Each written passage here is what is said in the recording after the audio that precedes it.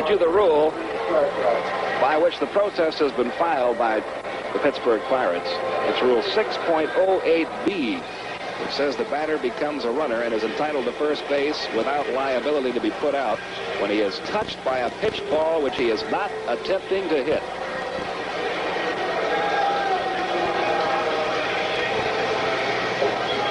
Well, you see, Chuck Tanner has still not left the Pirate dugout. He hasn't left at all. And Lynette is definitely gone because Bob Skinner is coaching third now.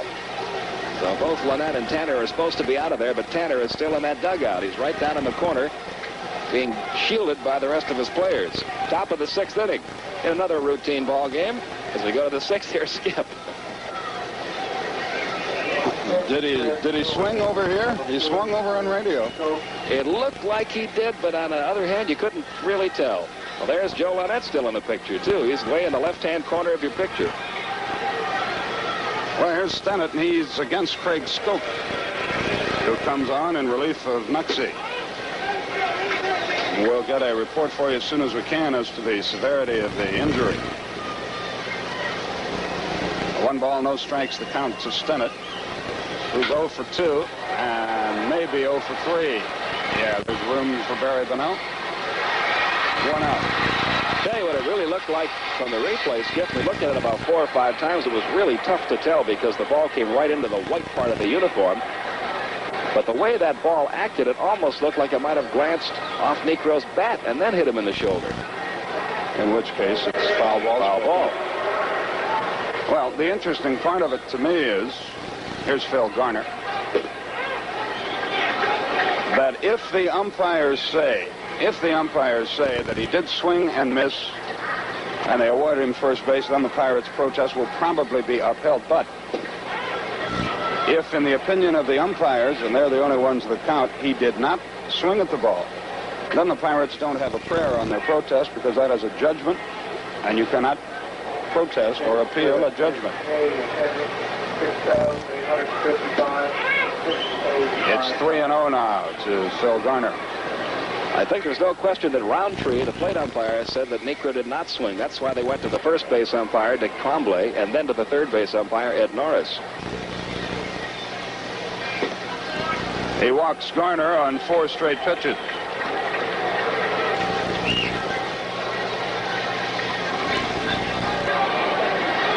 So that brings the tying run to the plate. But if Chuck Tanner does not leave that Pirates dugout, the Braves can protest it right back. When a player or manager is thrown out of a game, he must leave the premises. Tanner is still in that dugout. You saw him in your picture a moment ago. Lee Lacy will be the pinch hitter for Ed Woodson. Lacy, a former Brave, hitting just .214 with 3 RBIs. And he falls behind in the count 0-1. Well, whether Necro swung or not, there is no doubt but that Gary Matthews did. He hit one a ton. Lacy fouls it back.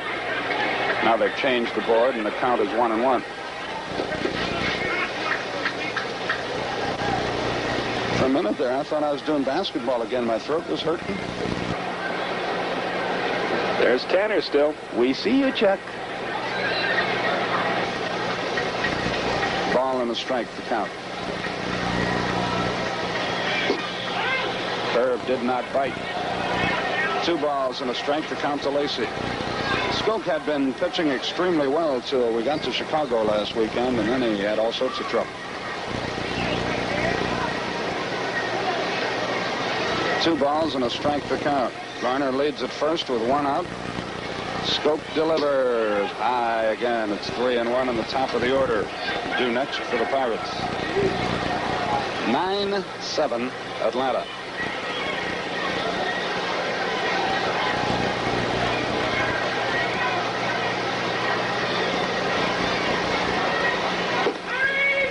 Through the heat, got it at the knees on the inside corner. It's full now, 3-2.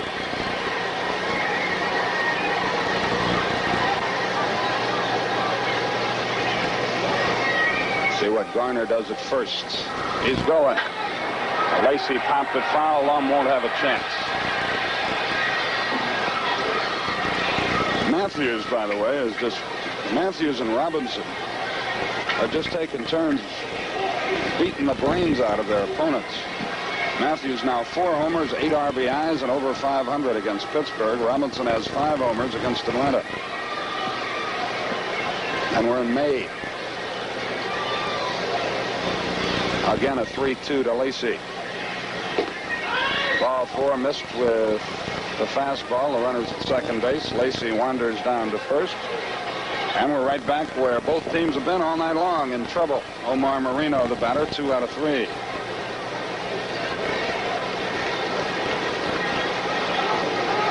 Well, I just hope the injury to Nux is nothing serious. Bruce Keeson now is going to run for Lee Lacy, who's got a bad wheel, and very gingerly heads off the field. Marino stands in.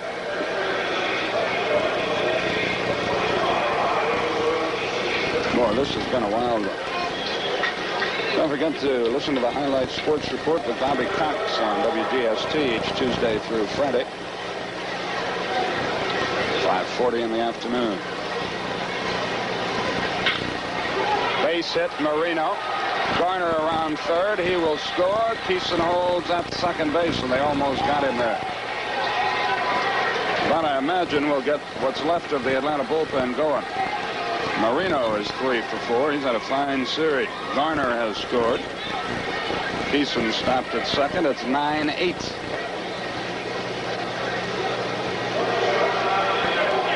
Rick Mailer begins to heat up in the Atlanta bullpen. Tim Foley is 3 out of 3. He hits against the left-hander. Breaking ball snapped in there for a strike.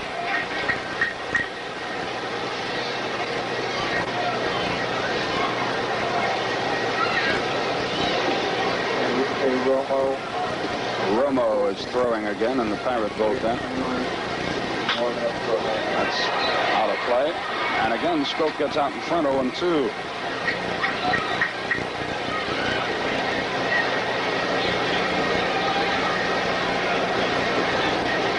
Foley waits.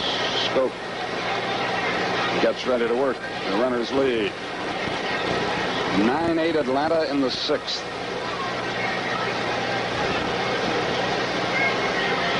That hit him on an 0-2 pitch. Skoke hits Foley, and the bases are loaded.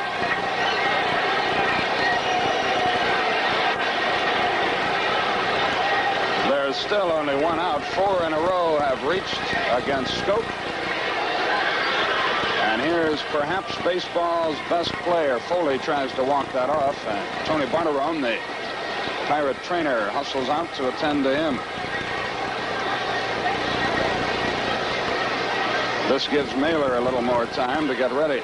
But with Dave Parker hitting, followed by John Milner, I don't know. Floyd Boyer trots out of the Atlanta dugout, goes to the mound to visit with Craig Skoke, and he'll be joined by Dale Murphy.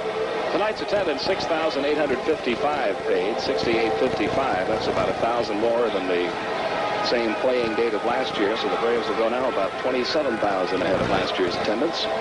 And the folks here tonight have gotten more than their money's worth. Unless pitching is your thing, in which case you've probably not been pleased.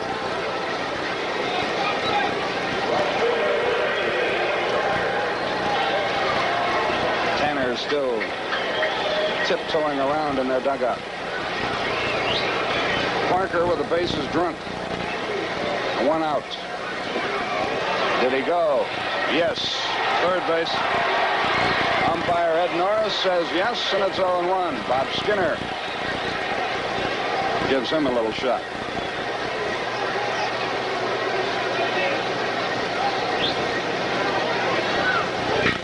Bouncing ball. Lum. There's 1. That's all they're going to get, and the game is tied. I don't think Lum had a play at the plate. He was playing back, of course, and rightfully so. Parker drives in his 2nd run of the game. Well, it's really not hitting that sharply. Lum was playing a deep first base. It's a long throw either way. That's the shortest throw to make, is the one to second. Back to first. Skoke got there to cover, but Parker, who runs well, beat it out. So he's driven in 2 runs tonight in the game now. And runners are at first and third. Milner, the batter. It's 9-9. Murphy will not have a chance. 0-1 to John Milner, who's 0 for 3.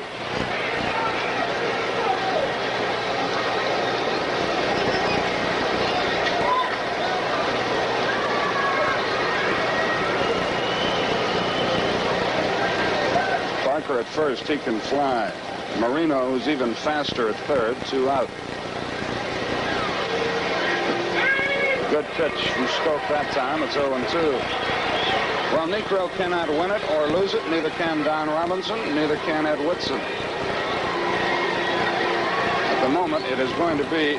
Well, wait a minute. Whitson could win it if we don't get Milner out. Well, I doubt that he would. The pitch. Little tap, foul. Out stays 0-2. Mailer continues to throw in the Atlanta bullpen. Romo has concluded his warm-up tosses for the Pirates.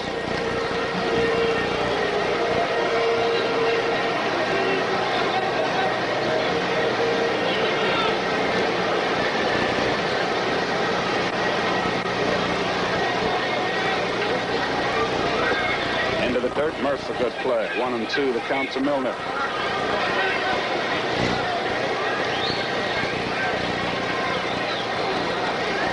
Good Braves fan Joel Blankenship looking in Roanoke, Virginia tonight.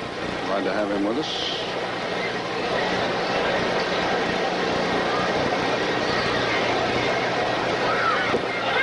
Two and two to Milner.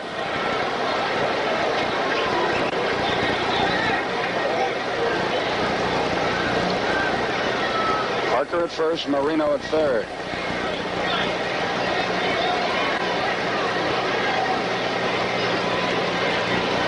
Marino bluffing down the line. Royster to his left will go to first base as Parker was running on the play, and the inning is over. Pirates tie it, but it could have been much, much worse. The Pirates get 2 runs on 1 hit. There were no Atlanta errors, and 2 men were left. We go to the bottom of the 6th with a score now. Pirates 9, our Braves 9.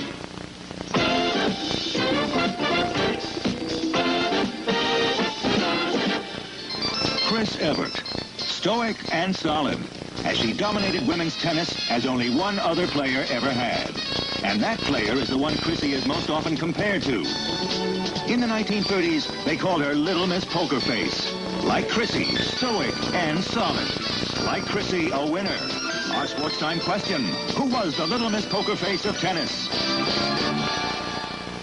A good quarterback does his homework on and off the field. That's probably why the 3 of us are all drinking light beer from Miller. See, light's got a third less calories than the regular beer, and it's less filling. Plus, it tastes great. And you know it's important to have a command of facts like that. It's mental discipline, really. You're darn right. Because if you know every position, every option, every formation, you'll never get your signals crossed. Hey, that's my area. No, listen. Wait a minute. You big turkey. Like beer from Miller. Everything you always wanted in a beer, and less. A very pretty face. Little Miss and Wills, who won the U.S. Women's Singles Championship 7 times, who won 8 times at Wimbledon, who won 2 gold medals at Paris in 1924, in the last Olympic Games in which tennis was played. Helen rarely smiled while she played. She seldom had much to say. All she did was win. Helen Wills, our Sports Time superstar. Enrique Romo becomes the 3rd Pirate pitcher of the night. Ed Whitson went an inning, allowed 4 runs, 1 hit, walked 2, hit 1, maybe, and didn't strike anybody out. Romo's had a tough time over here. No record, of 506 earned run average. And he will face Murphy, Lum, and Bonnell.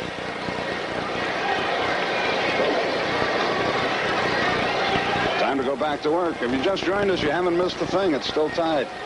But really, you've missed a lot. It's been a while. That's a pretty good bend in that curveball.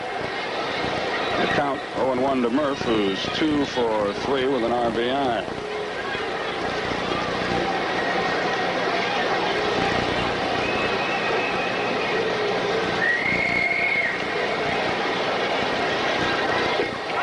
Missed with a fastball inside. Romo's 31 from Mexico, Baja country. Had a fine year, had 2 fine years with Seattle. 8-10 with a 2.84 ERA, 11-7 last year with a 3.7. Made Dale look awful on that pitch. A ball and 2 strikes to count. Prior to that, all of Romo's previous pitching had been in Mexico. Screwball is supposed to be his best pitch. That might have been it there, and that might be through for a hit. Foley doesn't have a chance. Murphy legs out an infield roller. Potential go-ahead run at first, nobody out. Mike Lum, the batter. Yeah, that was the screwball. Murph just reached out for it. Foley runs it down to the outfield. The reason he threw it to the third baseman, Garner, was just in case Murph made the turn the wrong way. Turn toward second. Garner might have been able to fire back to Milner. Got Murphy off base. So Mike Lum bats. He's 1 for 3. Has scored a run. Has 2 outs. He backed Marino against the stuff that looks like plexiglass out in center field. And he has sparkled defensively at first.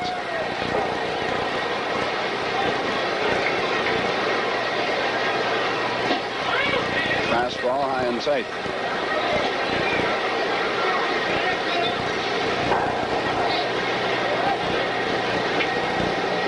Runner at first, nobody out. Gino is up and throwing in the Atlanta bullpen. Gene Garber. They chase Murphy back. Romo ready to work again.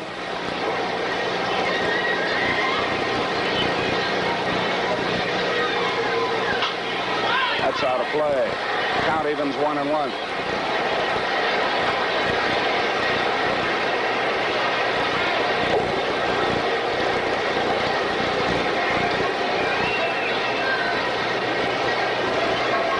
Chuck Tanner is still where he's been since he was ejected, and he'll be there all night.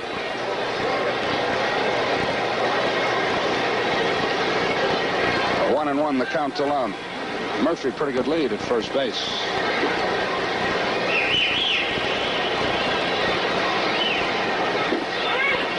Through the heat and missed outside. Romo wanted that pitch, but it appeared to miss the strike zone. 2-1 the count.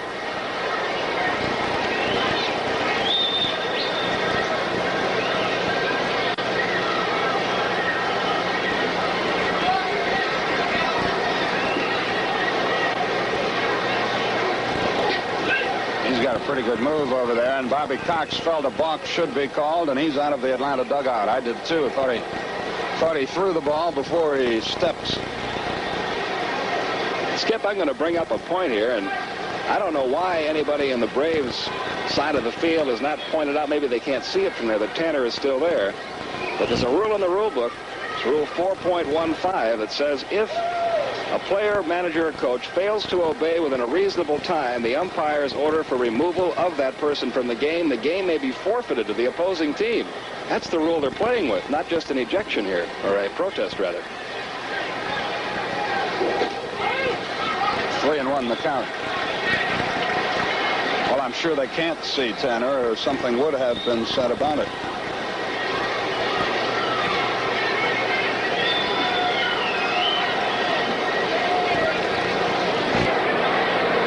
I think ejections are silly anyway, to be honest with you, in any sport. He walks Lum, 2 on, nobody out. Penalize him 9 runs or something, and everybody be gone in a hurry. There wouldn't be any argument. Bunnell is the batter. Wouldn't have any fun then. That's true. was the one last week where a manager, I believe it was thrown out of the game in the American League and was spotted coming out of the tunnel down in the left field bullpen, signaling to his players. I guess, no, it was a bullpen phone. It was Joe Torre of the Mets. Went down to the Mets bullpen, and they spotted him down there in the bullpen telephone. But he was spotted and ordered out of there. Activity now in the Pirate bullpen. Jim Bibby, I believe it is, up and throwing. Yeah.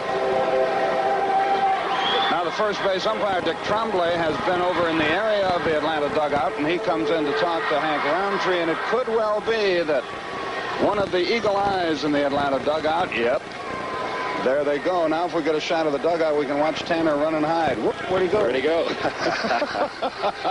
That's funny, isn't it? He's been over there.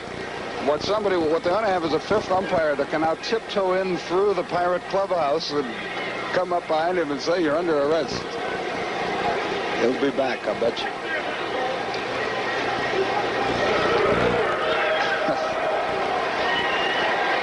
This thing is getting like the Bay of Pigs. It's all love stuff. Now Dick Tremblay gestures into the Atlanta dugout. Now he comes down the line to visit with Hank Roundtree, and it could be that Atlanta has just announced a protest. Let's see. Well, the rule says if the person does not leave the game in a reasonable length of time, the game can be forfeited. Now here comes Hank Roundtree to make an announcement up to the press box. Can you hear me here, Marshall? Yeah, Hank. All right, Bobby Cox is going to play the game on the protest because Lynette has not removed himself from the dugout. They say because You want me to announce that way? That's right. Because Lynette did not remove himself from the dugout. We So could somebody protest. spotted Lynette. We could protest twice. No, I'll tell you what I'll bet happened. I bet Nuxie and Dave Pursley in the training room were listening to us and watching TV. And when you read the rule, they said, caramba, hang on to the tapes tonight back at the station. Break up the card game just long enough to save the tape. Okay. Take that. Now everybody is protesting. We've all played our part now. Meanwhile, back on the field, Bunnell bats with 2 on and nobody out in a tie game, and Romo steps off the mound.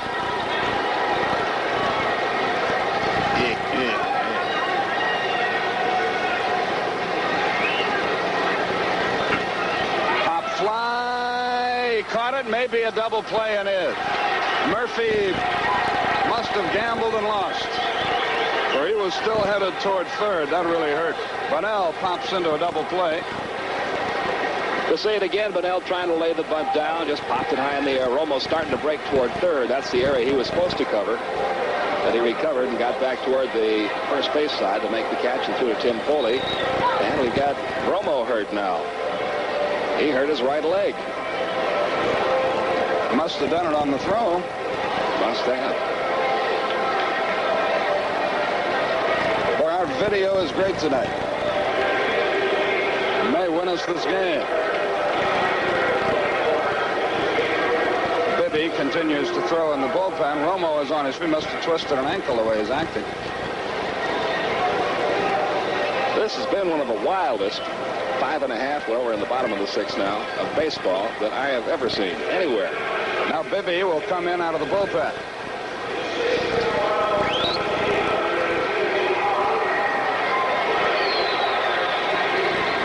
Romo goes limping on. So Romo went 2/3 of an inning, gave up a hit and a walk, and Bibby replaces him and will have as long as he wishes to warm up. It should not take him, well, it wouldn't take most people very long. It might take him a while. We'll be back to see how he does with a runner at first, 2 out in the 6th after this.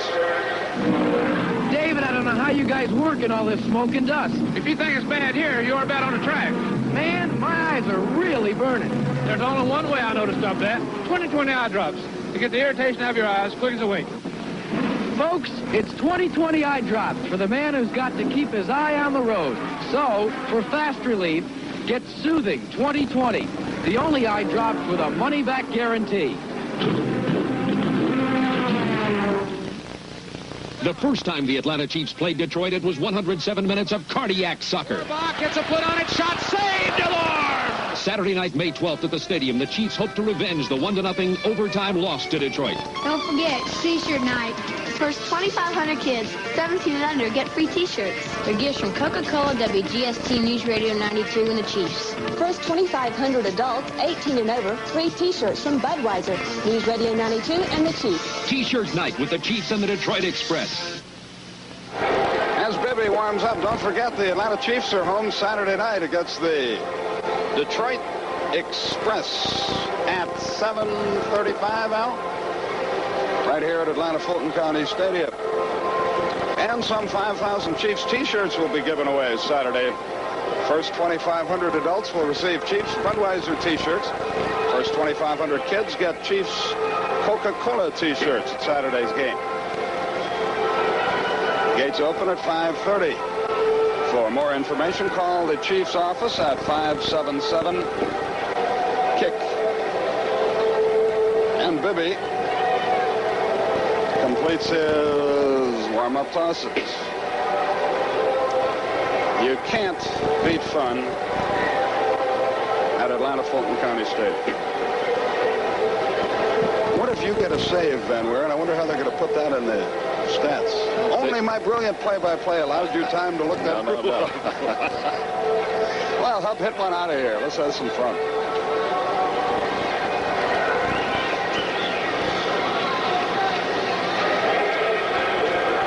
Boy, that double play bunt really hurt, but Pirates feel the disputed play on Nuxie hurt.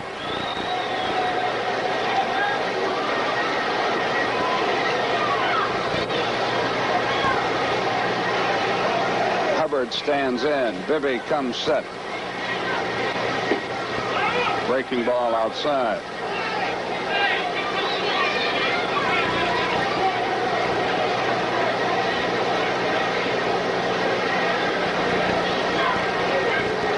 Mike Lum, the runner at first.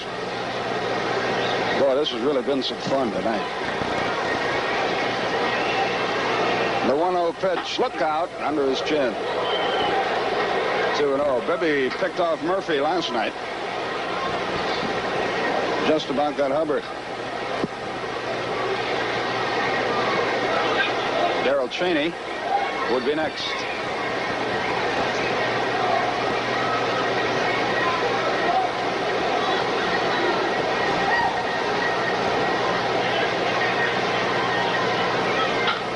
Boy, he had some cut at a Bibby fastball. Hit it into the upper deck.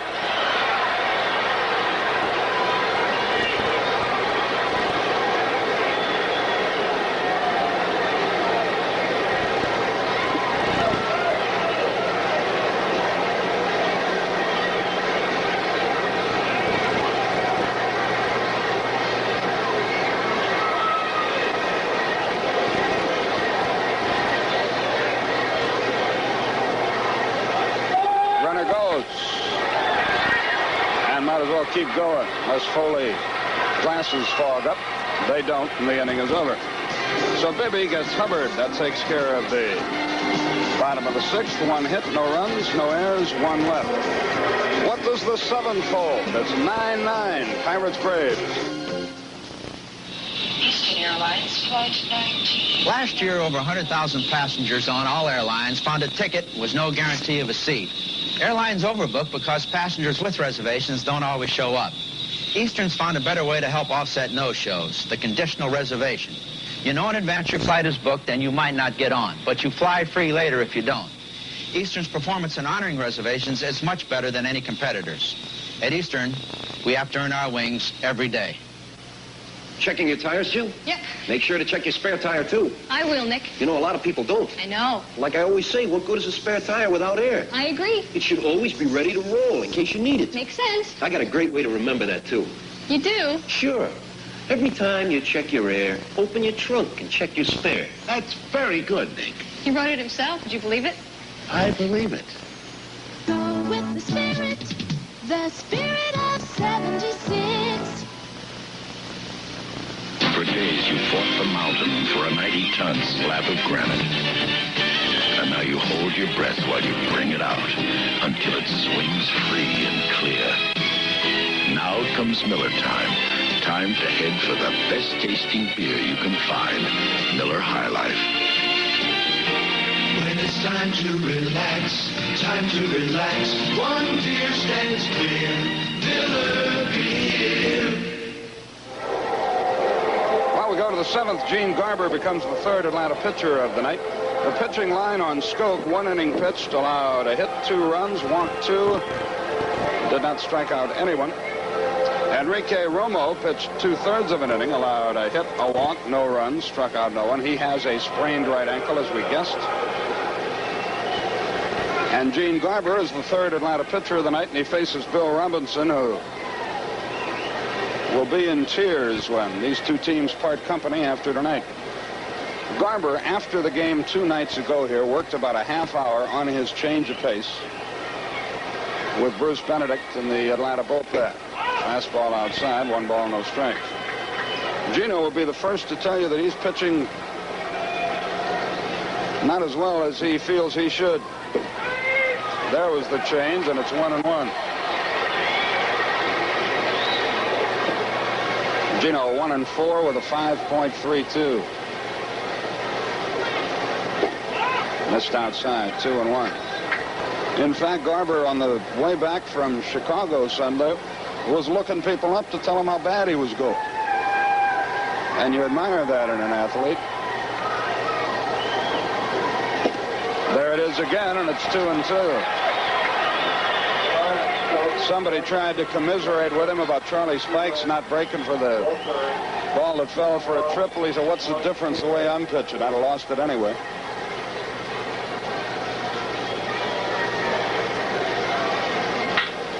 That ball is pretty well scotched. Can Burroughs get there? No, sir. It's off.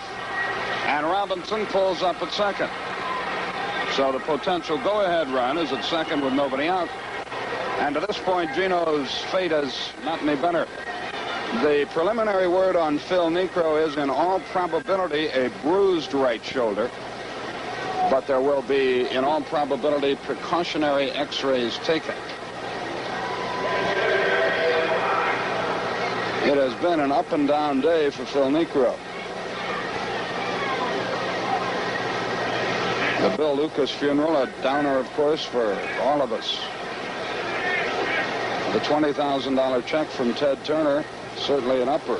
Then he flirted with a 3-run homer. Then he did not pitch well, and then he got hit by a pitch. Cheney and Garber talk it over. Ed Ott is the batter, 0 for 3. Let's see what the Pirates do here. It is Ott, Stennett, and Garner, the lower end of their order.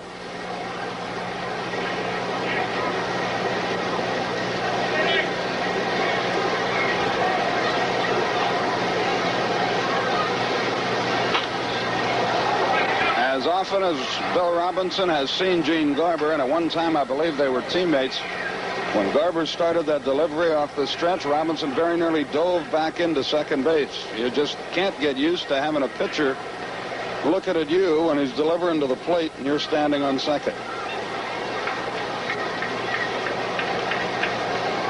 Now they put a play on, and it's pretty close, but he was back. The safe sign was made before the ball rolled away from Cheney.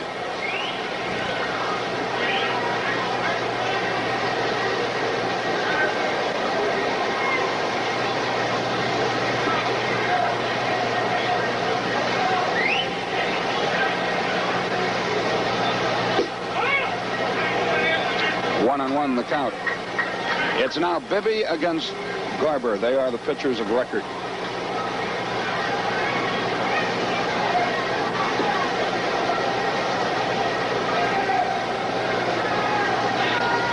Kent Tekulve throws in the Pirate bullpen.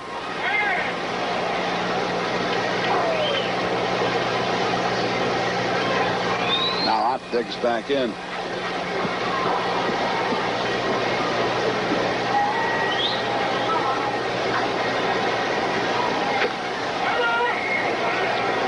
And 2.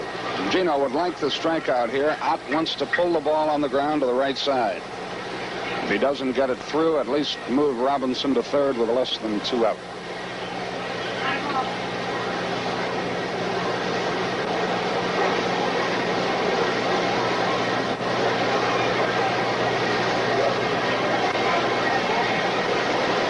The 1-2 to Ott. That's not playable.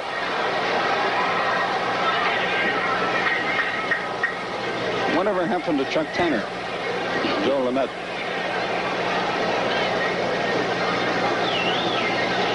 Who is that back there?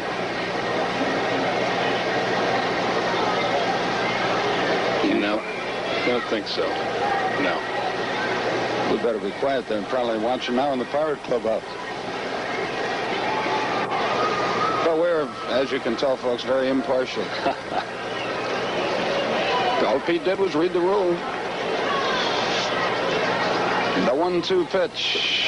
It's even now, 2-2.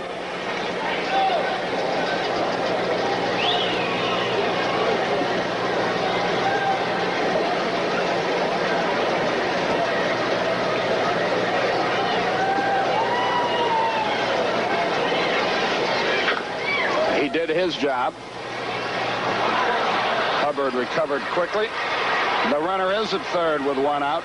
And give Ott some credit. That pitch was up in his eyes, and he still chopped down on it. Pulled it to the right side.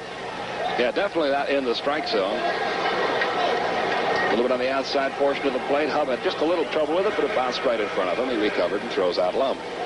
Okay, now Stennett. To Lum. Excuse me. He would have thrown out Mike had he been running. Right? And here's Stennett, the infield in, and they will pitch to him.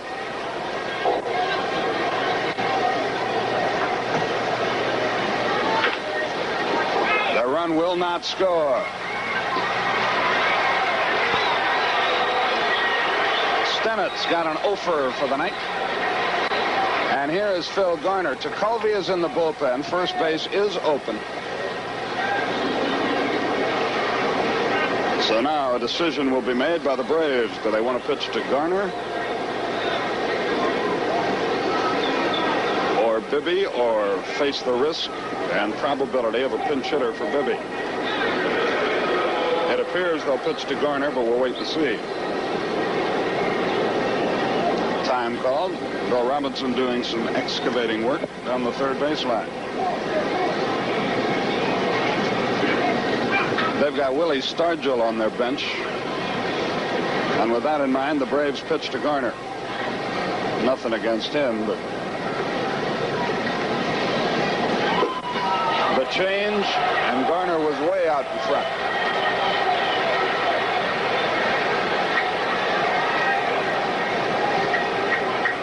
You can see when you have an effective changeup with all that motion, how the hitter's swinging at the motion, not at the pitch. Dale Berra, by the way, is doing a fantastic Gene Garber imitation in the Pirate dugout.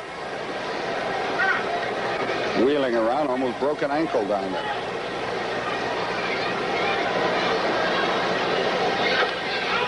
That looked like a slider. Now he's got him where he wants him. It's 0-2.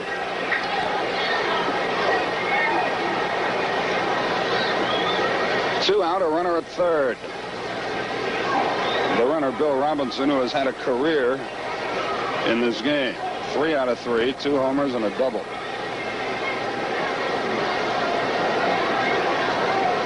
The 0-2 to Garner. Little blooping pop fly on an 0-2 pitch, and the Pirates lead. Garber is now really talking to himself. He made a pretty good pitch, but give Garner credit. He battled him and blooped it to right field. That was a good pitch. You're going to see Garner really get jammed here, right on the fists. Kind of pulled in as he swung. Got the fat part of the bat on it. Loops it to right field for a base hit and RBI. Only his 3rd RBI of the year. And Bibby thus stays in the game. The hit for himself. He swings the bat pretty good. He's hitting .250, 1 for 4, which doesn't really indicate much.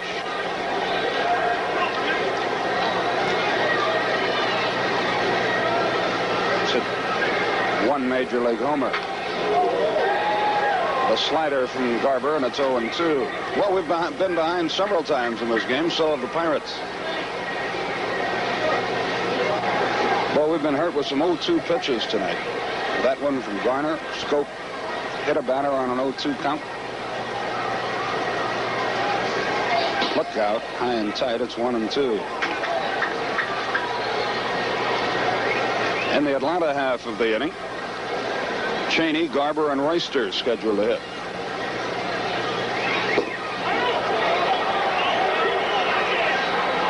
Murphy wanted help from Tremblay, but Bibby did not swing.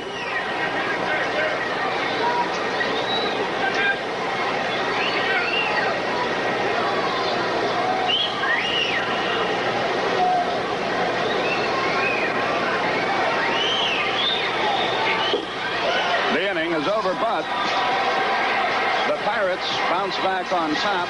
2 hits produce a run. No Atlanta errors and a runner left. We go to the bottom of the 7th with the score. Pirates 10, our Braves 9.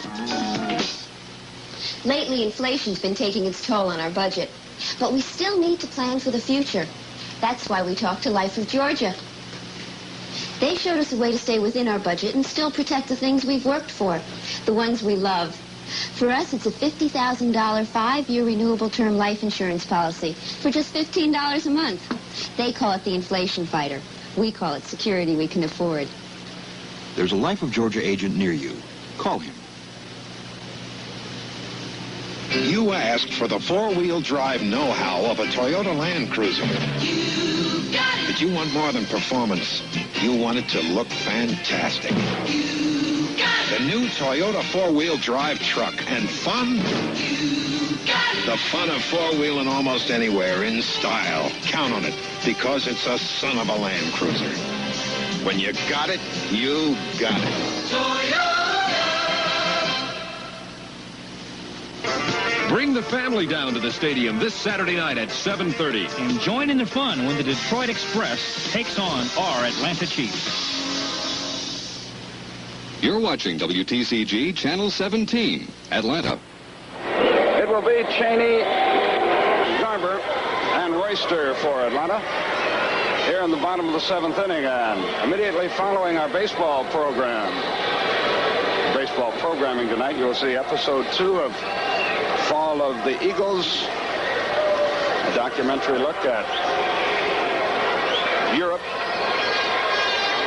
just after, I think, the First World War. Just before the First World War. And way before the Second World War. Here's Cheney.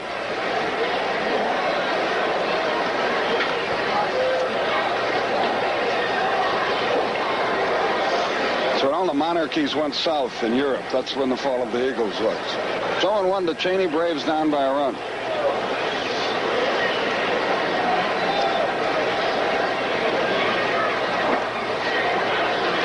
Mr. Bibby's got some heat. It's 0-2.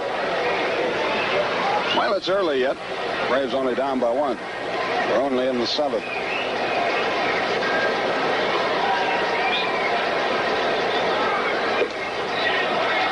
Cheney turns right. Bibby has his first strikeout. Garber will hit for himself because the Braves bullpen is so crippled up.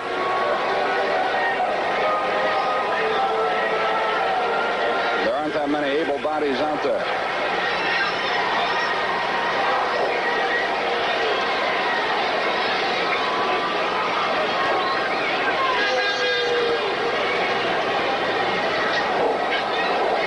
Garber bats right. He does not necessarily hit right, but he bats right.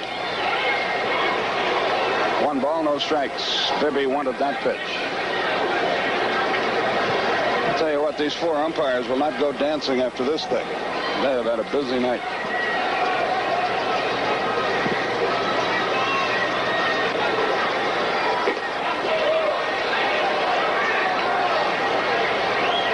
Mike Norris of Oakland had a no-hitter for 6 against Baltimore, but that's gone by the boards. His team won, however, 4-2. Norris won it over Palmer.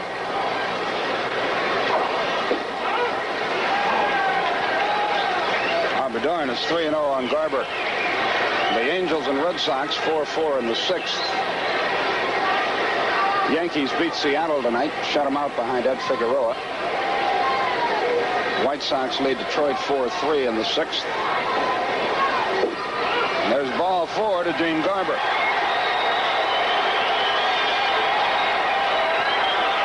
Garber stops for directions and then heads to first base. Here's Jerry Royster.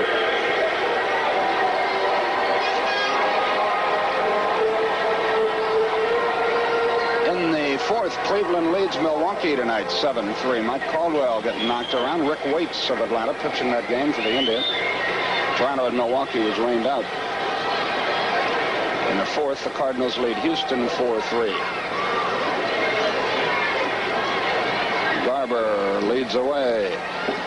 Outside to Royster.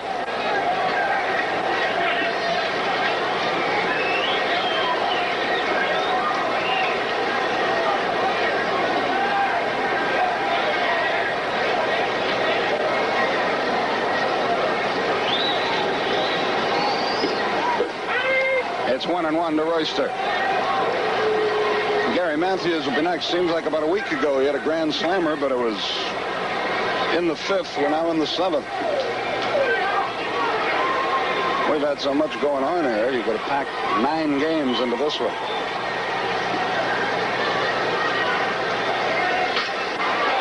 Foley to his right up.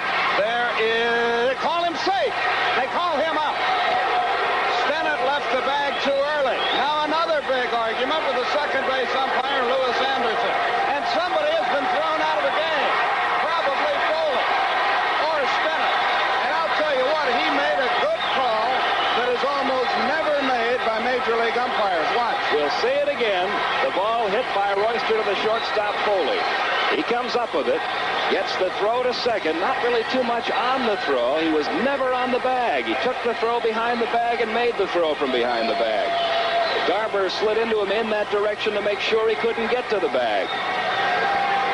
That's why the safe call was made at second. It goes as a 6-4-3 put out at first with Garber down at second now, and we'll have to wait and see who's been tossed out.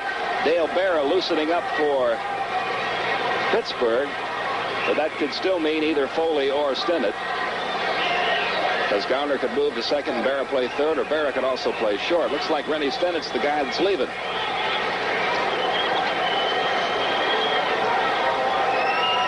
I can see in the Pirates' defense, first of all, I think Lewis Anderson made the proper call, but the phantom double play has been a big topic of argument in baseball for 100 years. Only difference is that wasn't the phantom double play, because he didn't come across the bag without touching it. He stayed behind the bag, never got to it. I could swear, looking at it live, that he did touch the bag, came across and got the throw. If we can see it again, that's the only thing we haven't had tonight is a fist fight up here. Well, let's take a look at it again. You watch where he gets this ball and where he is when Garber slides into him.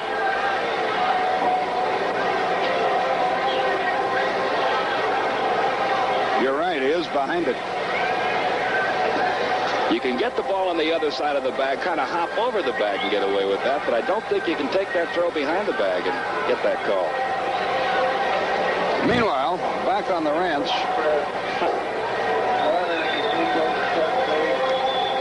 if we can keep this game going long enough, they're not going to have anybody left.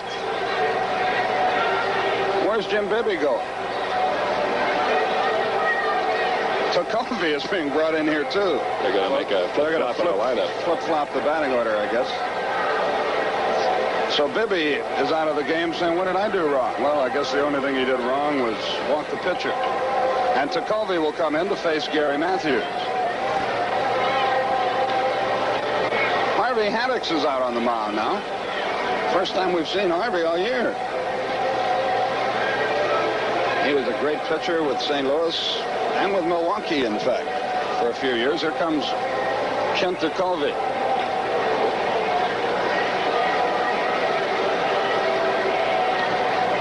And Harvey Haddix talks it over with him.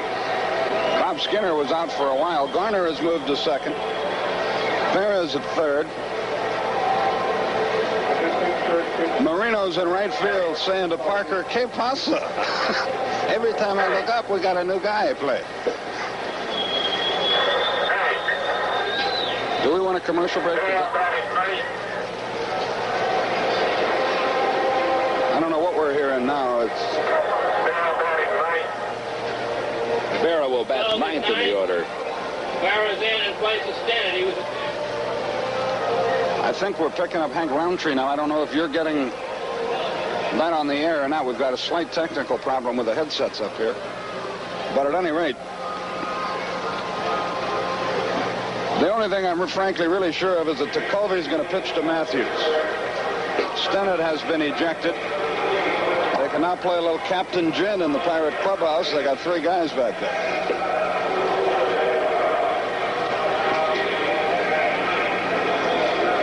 Matthews, 3 out of 4. Okay, they've gone back to the original order now. Vera will bat 7th in Stennett's spot, and Ticovey will bat 9th. And Matthews will bat with Gene Garber at second base.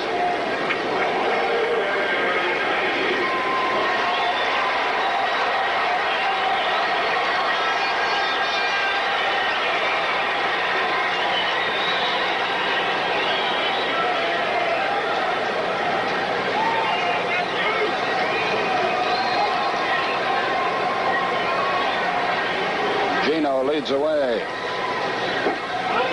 Downstairs, 1 ball, no strikes.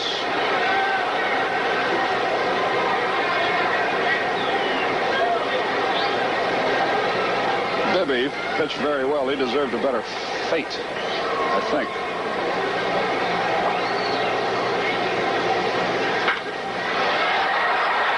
Not enough. He flirted with another one, but Marino will get it. And the 7th inning is over. No hits, no runs, no errors, 1 ejection, 1 left. The end of 7, our score. Pirates 10, Braves 9.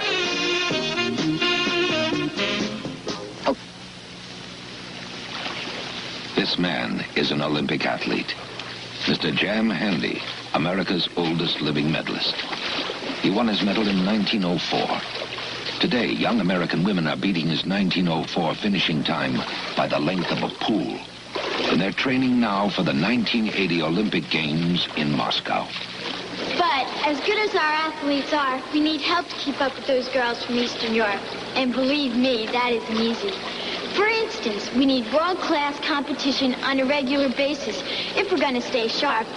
Plus, year-round training and coaching so we can always be ready for the Olympic Games. Our youngsters need everybody's support. Mine, and better yet, yours. Without your help, we can't afford to win. Support our athletes through Olympic, Dover, Mass. 02030. That's Olympic, Dover, Mass. 02030. Well, we go to the 8th inning. Gene Garber will face what's left of the top of the Pirate order. No, that part of the order is all right. Marino, Foley, and Parker will be the first 3 against Gene Garber. The Pirates lead at 10-9 here. The Braves lead in hits 11-10. Pittsburgh 2 errors, Atlanta 1. It has been a wild and woolly night at Atlanta Fulton County Stadium. Garber completes his warm-up tosses.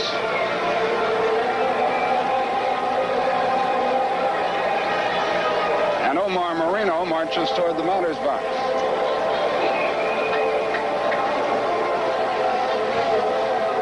And to bring you the rest of the way on Braves TV, counters by Pete Van Wieren.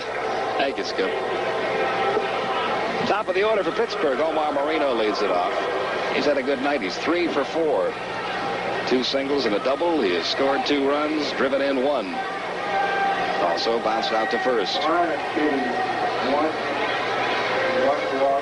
Gino's pitch on the way to Marino. Check swing roller down the third base side. Foul, 0-1. Well, there's been a little bit of everything in this one. 10 runs, 10 hits, 2 errors for Pittsburgh. 9 runs, 11 hits, 1 error for Atlanta. Both teams have protested the game.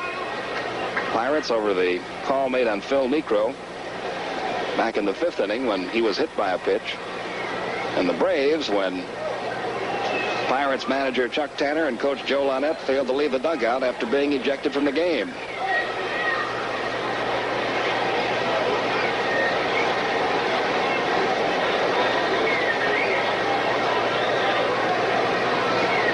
On the way to Marino.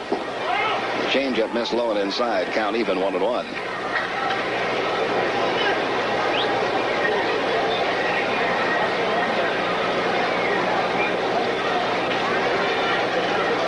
wins this game will drop their protest, but whoever loses might go ahead and file it. Here's the 1-1 pitch. There's a line drive into center field. Marino has his 4th hit of the night. And the National League's base-stealing leader on at first with nobody out in the top of the 8th. That's hit number 3 off Gene Garber, hit number 11 in the game for the Pirates. And it brings up the shortstop, Tim Foley. Foley 3 for 3, 3 singles. He was also hit by a pitch. He scored 2 runs and driven in 2.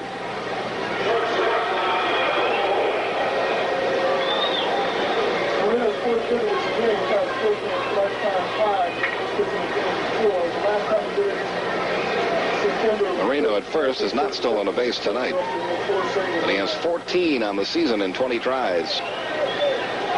He's going, pitch taken outside, throw, not in time.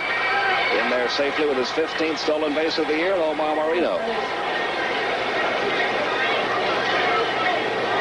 So Marino now 15 of 21 in the stolen base department, and well on his way to another National League stolen base title. By the way, the all-time stolen base king, Lou Brock of the St. Louis Cardinals, named today the National League Player of the Week. The American League Player of the Week announced today, relief pitcher Mike Marshall of the Minnesota Twins. Bob Skinner has a word for Tim Foley.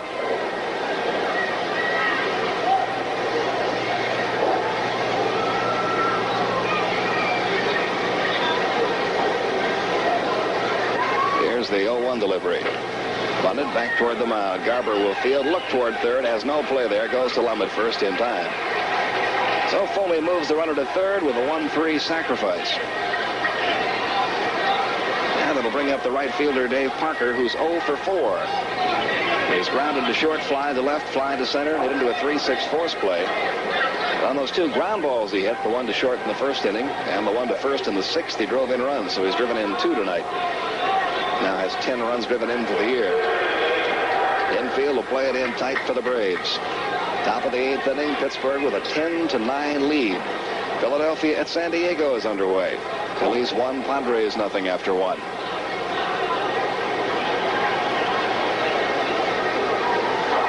Here's Garber's stretch and his pitch. Parker bounces it, 1 hop to second. Hubbard looks the runner back, throws to first. They got the big guy. That's out number 2 in the 8th inning.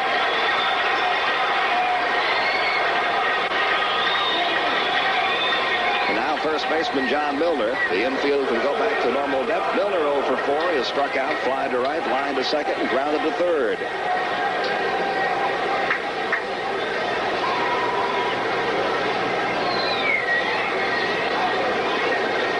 Two outs, Marino at third.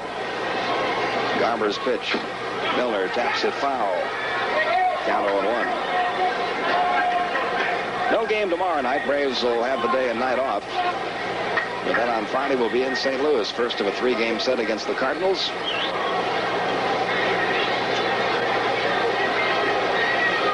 Larry McWilliams facing Bob Forsch. 8:30 Eastern, 7:30 Central Time.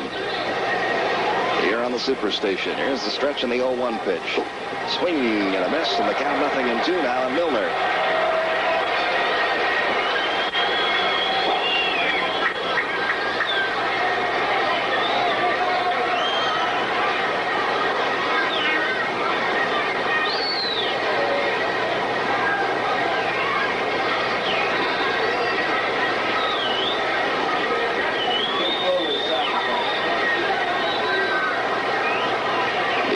On the way from Gene Garber. Well, it won't be made just yet. He steps off the rubber.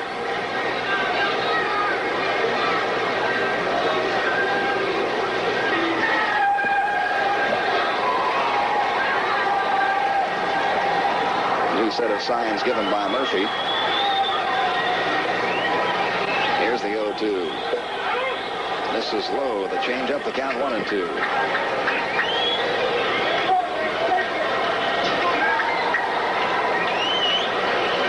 Top half of the 8th inning, Pirates leading it by 1. The lead has changed hands several times in the game.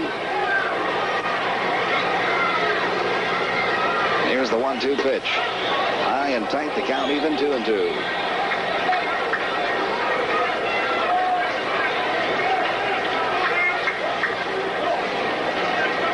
outs.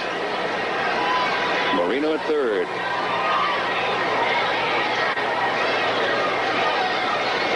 Robinson, the on-deck hitter.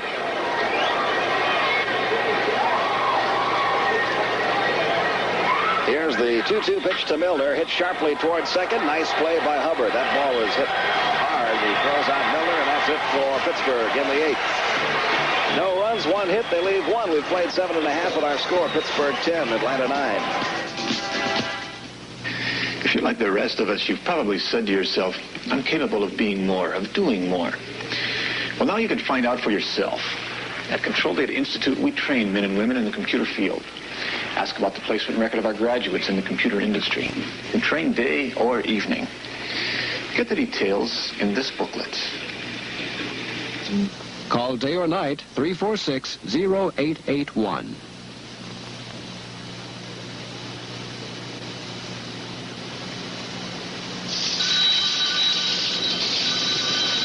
Keeping a customer on hold is no way to hold a customer.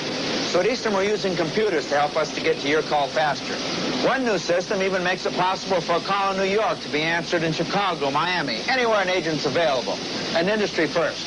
But all of this technology comes down to one thing. It helps us be more helpful to you. Personal service is still the only real difference between airlines. So at Eastern, we have to earn our wings every day. When you break horses for a living and you do it wrong, they can break you first. But when you do it right, you can turn a terrified animal into a horse a man can count on. And now comes Miller time. Time to head for the best tasting beer you can find. Miller High Life. If you've got the time, if you've got the time, we've got the beer, Miller Beer. We go to the bottom half of the 8th inning. Burroughs, Murphy, and Lum, the scheduled hitters against Kent Tekulve. It's a 10-9 Pittsburgh lead, and Jeff Burrouws will be leading things off for Atlanta. He's 1 for 4, reached on an error by the shortstop, popped to second, singled, and grounded to short.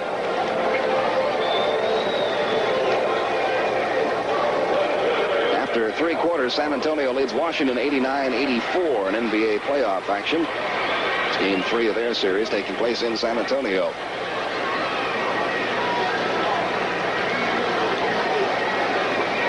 Series tied up at a win apiece. Here's Jeff Burroughs facing Kent Tekulve.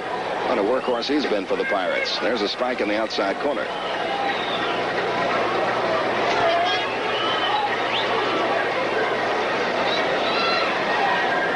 Bibby and Garber, the pitchers of record at the moment. That's fouled on the third base side, and the count 0-2.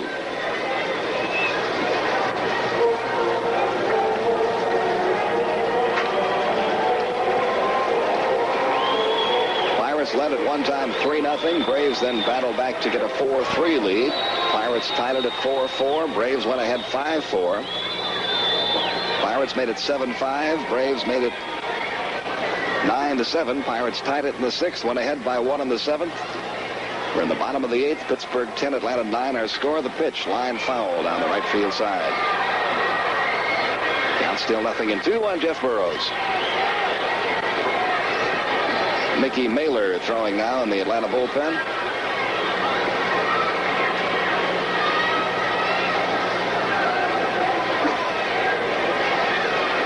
Nobody on, nobody out here in the 8th. Way outside, and the count 1-2. Tekulve recorded his first save of the season here on Monday night. He had 31 saves last year. Here's the 1-2 pitch. Got him with a breaking ball. First strikeout for Kent Tekulve. Out number 1 in the 8th. Strikeout number 5 for Pittsburgh pitching. And the batter, Dale Murphy. He has 2 singles and a double in 4 trips. 3 out of 4. He's driven in 1 run.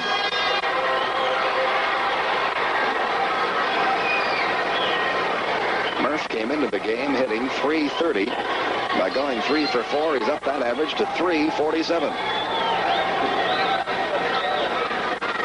Here's Tekulve's pitch.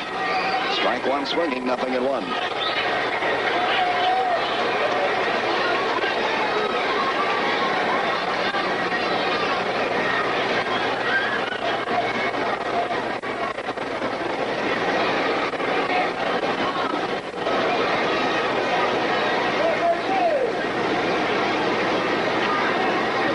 1 strike pitch on the way.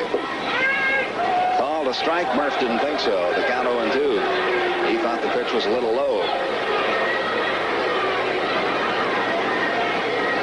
2 strikes to Dale Murphy, batting with 1 out, bases empty.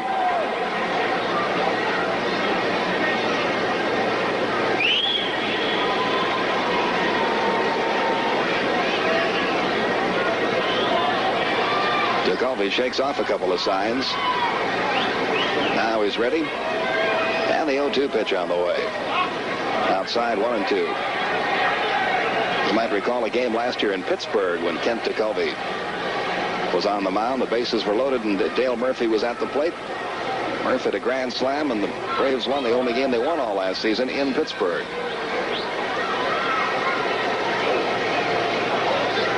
Here's the 1-2. Strike 3 called. Fastball over at the knees. So back-to-back strikeouts of Burroughs and Murphy. 2 gone with the bases empty in the 8th. Mike Lum, the hitter. Lum has flied to center, doubled, flied to deep center again, and walked. 1 out of 3, scored 1 run.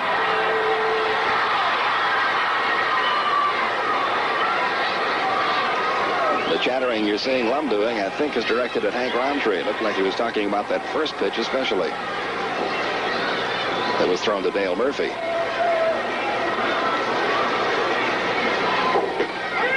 There's a strike call to Lum. The count 0-1 to Colby. In command right now. He's pitched and retired 3 batters.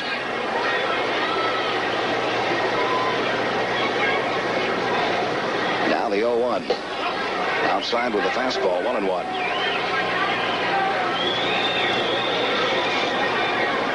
DeCovey appearing in his 18th game. This is game number 26 the Pirates have played. 2-1 now to Mike Lum.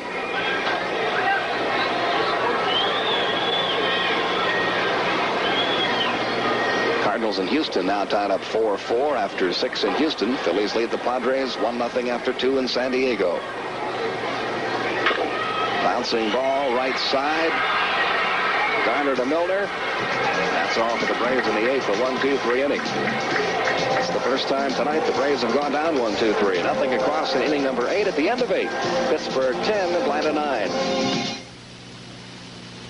Who reminded me that I made the dumb play of the week? I saw Score.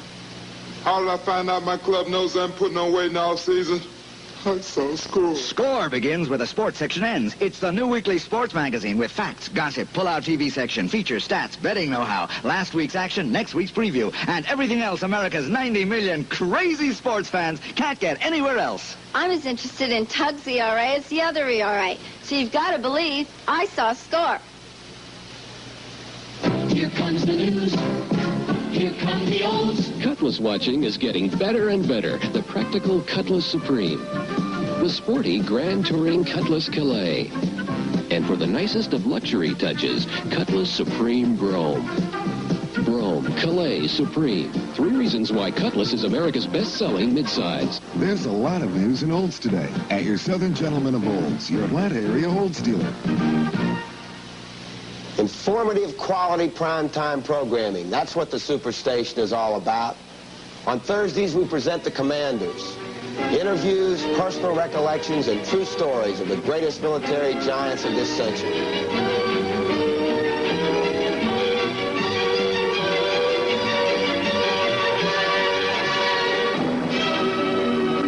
The Commanders, Thursdays at 10 on WTCG Atlanta. Top of the 9th inning, Bill Robinson laid it off for Pittsburgh. He's had another big night against the Braves. 2 home runs and a double. He's also walked, scored 3 runs, driven in 2. Has hit 7 home runs this year, 5 of them against Atlanta.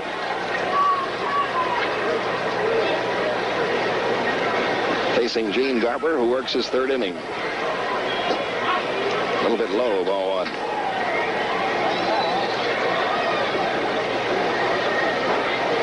They're in the 9th inning in Boston. Red Sox leading California 7-6. Yankees shut out Seattle 5-0. Oakland over Baltimore 4-2. Count goes to 2-0 on Bill Robinson. Did you get that basketball score over here, Pete? Yeah. Here's There's the 2-0 pitch. Good change up there. Robinson way out in front. It's 2-1. A couple other American League scores. Chicago leads Detroit 5-3. That's after 8 in Detroit. And Cleveland at Milwaukee after 6, 8-4. The Indians lead it. Bouncing ball, 2 hops to short. Cheney fields, throws on to first in time. One away in the top of the 9th. Ed Ott will be the hitter. He is 0 for 4. Looking ahead to the Braves 9th, Bunnell, Hubbard, and Cheney, the schedule hitters.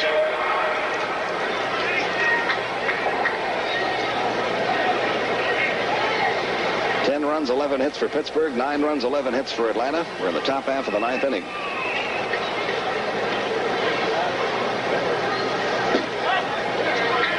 Ott takes the ball, 1-0.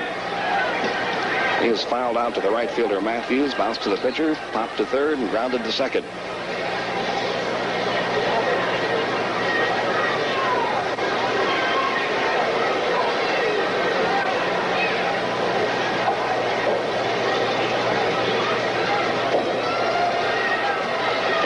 From Garber. Ground ball right side. Hubbard has to fight it a little bit. Knocks it down. Recovers. Throws to first. Not in time. It'll be an error charged to Glenn Hubbard. Tough type of ball to handle there. Yeah, and the infield with all the action we've had tonight sort of chopped up now.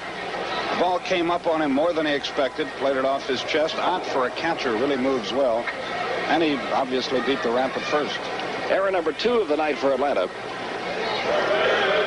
Now batting for the first time tonight, Dale Berra came on to play third when Stennett got thrown out. Garner then moved to second. Hitting 105 for the year. He's only been up 19 times, has 2 hits, no homers, no RBIs.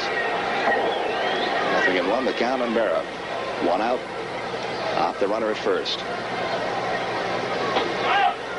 A little low for a ball. It's 1-1.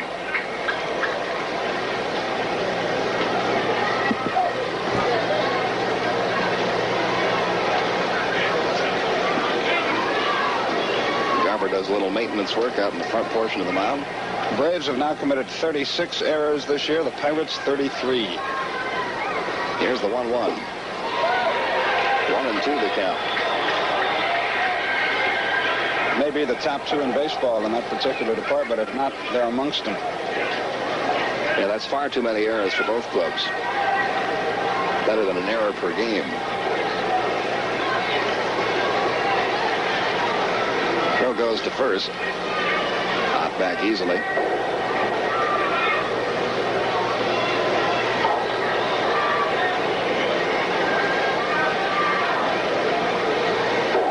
Now the 1-2 on the way with the runner going. Bounce to third. Royster, good play. That ball took a bad hop. Fires out to first. Bounces out of Lum's glove. Heading for third now. Ed Ott. Lum will not make a throw.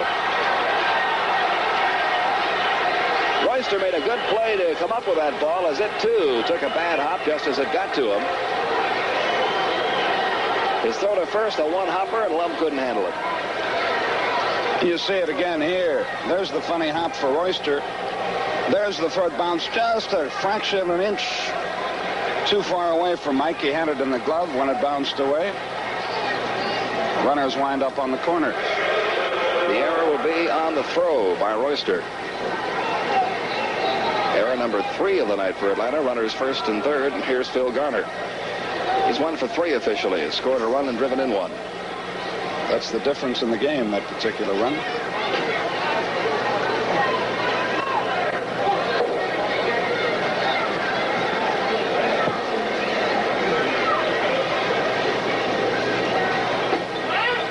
Inside for a ball to Garner.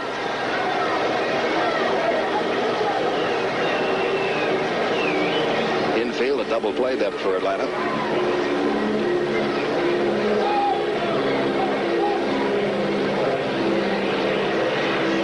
There's your runner at first, Dale Berra. Over at third is Ed Ott.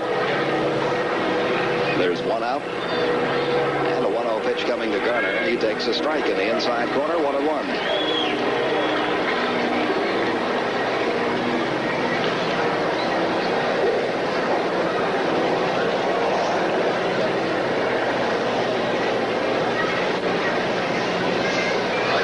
Will throw over to first, back safely, Dale Berra.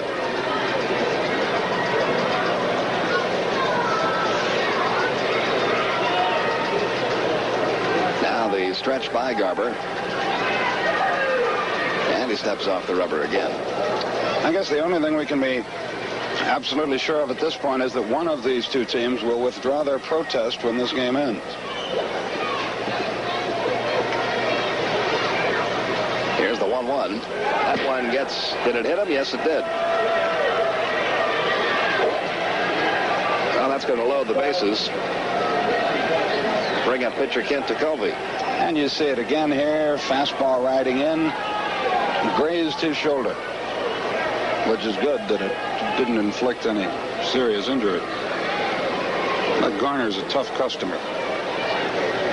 So now Kent Tekulve will bat for the first time tonight. He's been up once this season and struck out. Like most relief pitchers, very seldom gets a chance to hit. 113 lifetime major league average. 1 RBI.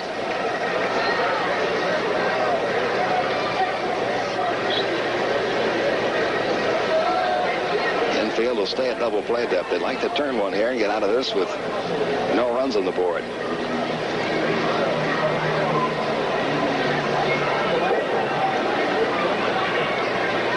Garber working very slowly at the moment. Tekulve steps out on him. No game tomorrow night. Will be in St. Louis on Friday night. Also on Saturday night and Sunday afternoon. Back here in Atlanta next Tuesday night against the Dodgers. Here's the pitch to Tekulve. High hopper to short. They may not be able to get to. Second one. Hubbard could not turn it at first. No, they ruled him safe at second. And Hubbard can't believe that call.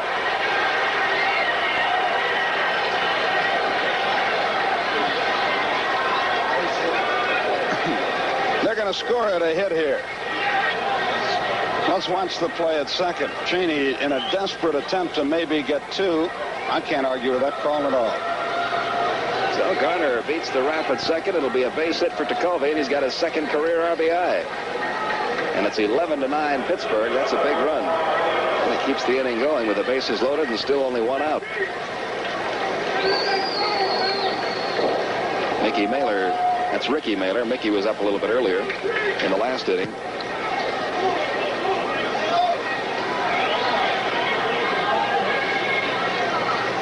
Here's Omar Marino. Takes a strike. Marino's been red hot in this series. 4 hits tonight. He's 4 for 5, including a double. Had 2 last night and 3 the night before. He's got 9 hits in these 3 games.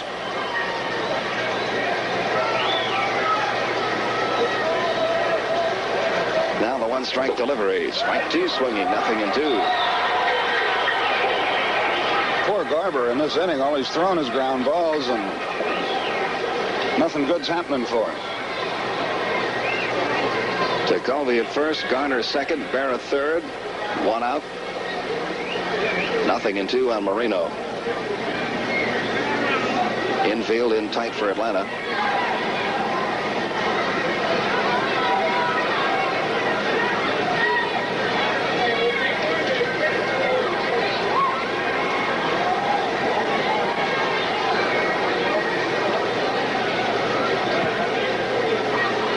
Ready now for his 0-2 pitch.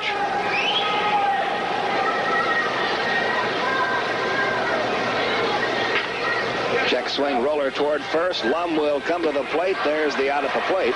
No chance for a play anywhere else. And it cuts down a potential Pirate run on the 3-2 force of Barrett at home. Garner moves over to third.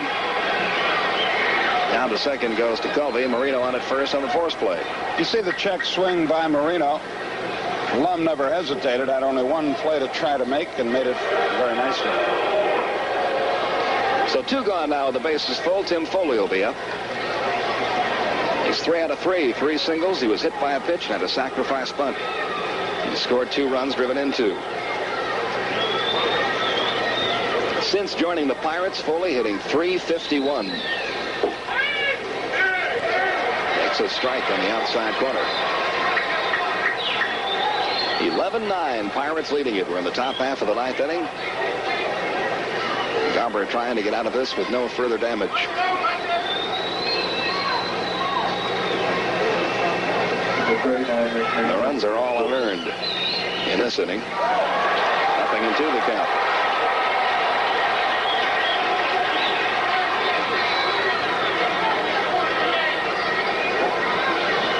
Two of Necro's runs were unearned, so those Braves errors do hurt. That's 3 of the 11 runs, and without those 3, the Braves would have a 1-run lead right now. Here's the 0-2 pitch. Drew is batted it. Hits a little pop over first, and that's going to fall into right field for a base hit. 2 runs are going to score. Over to third goes Marino. And can you believe the luck Gene Garber's had in this 9th inning? Yeah, he's had a lot of luck, but it's all been bad. Foley's trying not to laugh. He was so badly fooled, he knew he was struck out. He was on his way to shortstop and just threw the bat at the ball, as you see here. As the song says, when you're hot, you're hot. He's now 4 for 4 in the game. That's RBIs number 3 and 4 for him in the game. He's got 13 runs driven in the season now. It's 13-9 Pittsburgh. 2 more unearned runs because it would have been a 1-2-3 inning without the errors. And now Dave Parker steps in to hit. He's 0 for 5, but he's driven in 2 runs.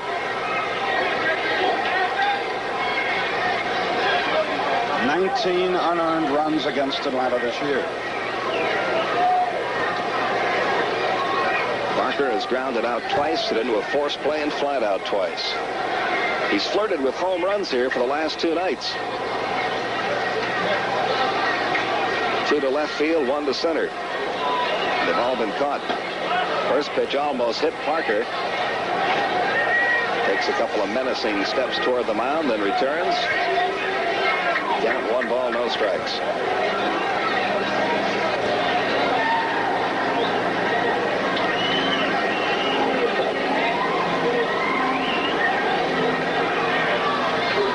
This one does hit him, and here we go. Parker heads out to the mound. Gene Garber is just going to stand there. Murphy grabs him. The benches have emptied.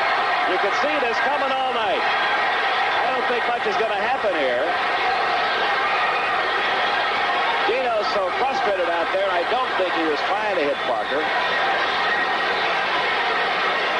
The second pitch, in fairness, looked like an off-speed pitch. I'll say this for Garber, he did not move a muscle. He stood his ground. They're trying to calm down Dave Parker. John Milner has a hold on Parker. Now he comes back toward the mound again, points his finger toward Gene Garber. Garber's in the middle of all that. Dale Murphy put the lock on Parker just as he got to the mound. As Gino didn't move, they're having a tough time calming down Mr. Parker. That's Bobby Cox that's got him there, isn't it? Bobby's got him now, along with Milner. He is hot. Well, that was one thing we hadn't had yet in this ball game, was a bench clearing situation. I don't think anybody threw a punch. Parker is still very upset.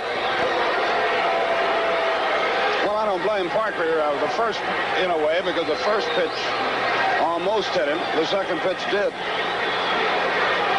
He figured out that enough was enough. But I was amused in a way when he got to the mound.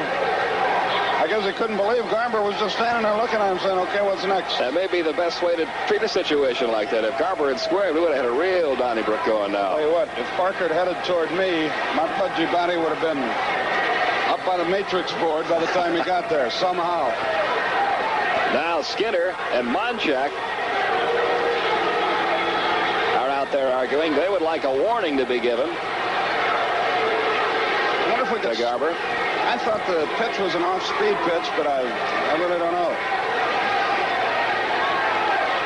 Well, we'll see it again. Parker's been kicked out here. Oh, this is really going to get the Pirates upset. He ran out toward the mound and hold back this guy, Dave Parker. He was hot to begin with. They got him calmed down over at first base. And now it's not Gene Garber he's that concerned with. It's Hank Roundtree. He's trying to tell you, in Parker's defense, he's trying to reason with him now. What a ball game this has been. This is really the first one we've been involved in where the umpiring situation has been so evident. There have been interpretations. Both teams have protested this game. There have been judgment calls. One judgment call brought one protester around, although the rule book says you can't protest a judgment call, but it was anyway. Well, that's 4 Pirates ejected, a coach, a manager, and 2 players, Stennett and Parker. Now they can play bridge in the clubhouse. Matt Alexander is going to run for Dave Parker. Is being helped off the field by his teammates, disbelieving what has just occurred.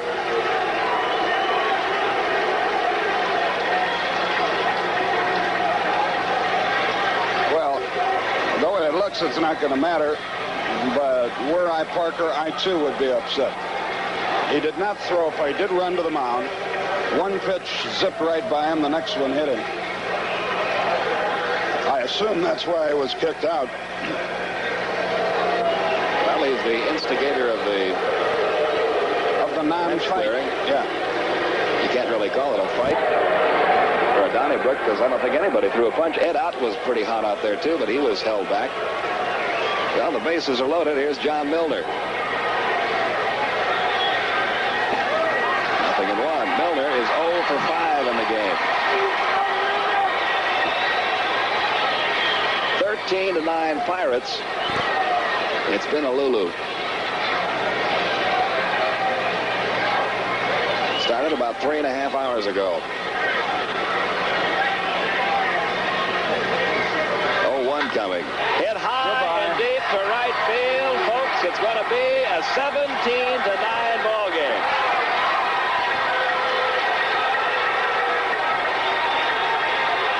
Grand slam home run by John Milner.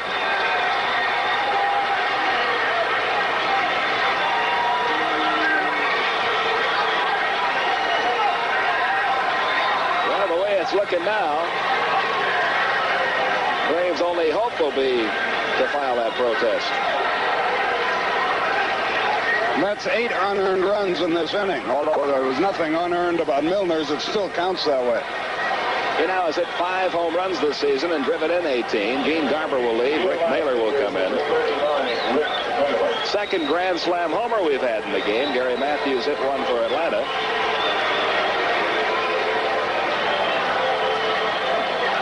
What a contest.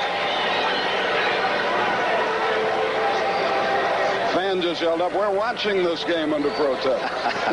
Pretty good line. Rick Mailer will come on to replace Gene Garber. But I'll tell you, if you protest watching this game, except for the score, if you're a Braves fan, oh, it's been a dandy.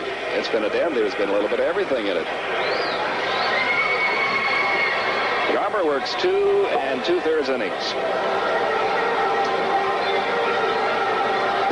He allowed 6 hits, 8 runs,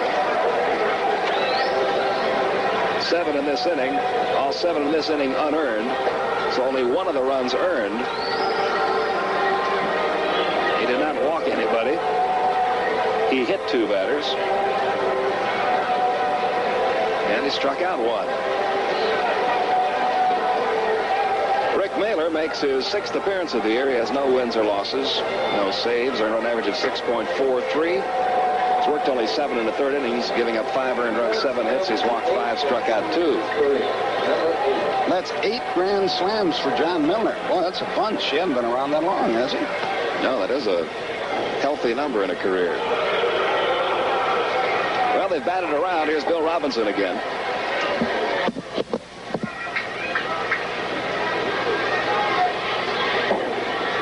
Robinson, 2 home runs, a double, a walk and a ground out tonight. Makes a pitch low, ball 1.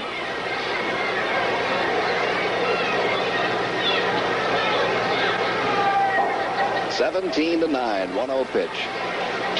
Bounces up there, count 2-0.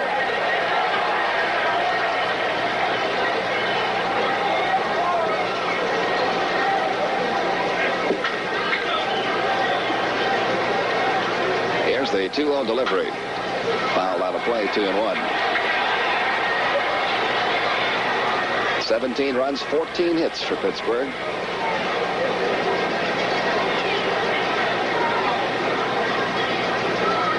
Two 2-1 delivery, 2-2.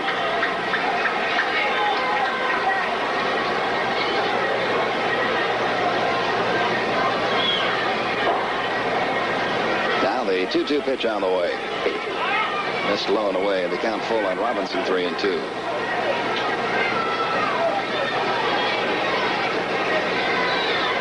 Mailer winds. Here's his 3-2 pitch. Bouncing ball off Mailer's glove. He recovers. He turns. Throws to first. Got him. Nice recovery by Rick Mailer. And a lot of damage done here in the 9th inning. As the Pirates strike for 7 runs. The big blow, a grand slam by John Milner. 1, 2. Only 3 hits in the inning. All the runs are unearned. There were 2 very costly Atlanta errors. And there were no runners left. We go to the bottom of the 9th with our score. Pittsburgh 17, Atlanta 9.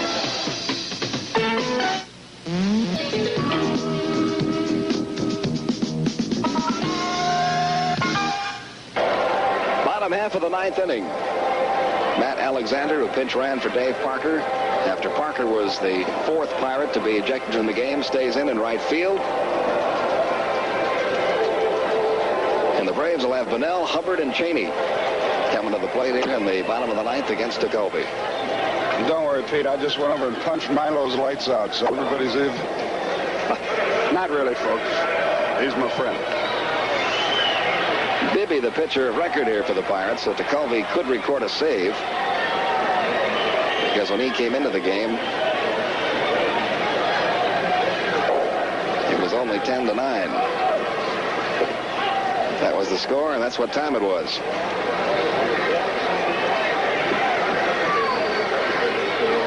It's now 17-9, but it's much, much later than that. Yes, it is. Line drive right field. That's going to drop in. Base hit for Bunnell. Well, the Braves 9th off to a good start. I tell you, the way this game has gone, nothing would surprise you. Here's Glenn Hubbard. That was Bunnell's 2nd hit, by the way. He's now 2 for 3 in the game. Glenn Hubbard is 0 for 2. He has a walk and a sacrifice fly. He's also fly to right and pop to short. In the NBA, San Antonio beat Washington 116-114. So they lead in that series now 2-1. 0-1 the count on Glenn Hubbard.